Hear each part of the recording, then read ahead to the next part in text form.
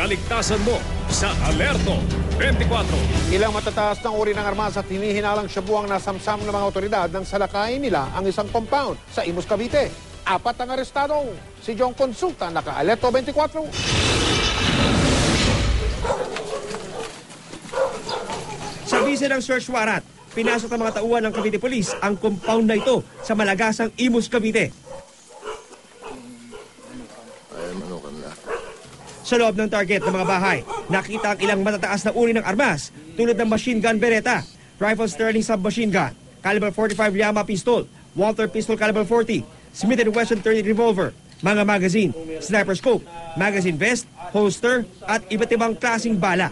Nakumpiska rin ang isang live hand grenade at rifle grenade. Nakuha pati ang iba't ibang uri ng drug paraphernalias, 2 electronic weighing scale at 400 grams ng hinihinalang shabu.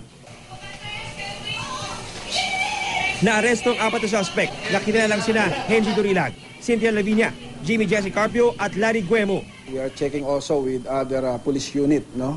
Mga pictures nila. Chinecheck pa rin natin kung anong linkages nila o ano yung kanilang mga activities.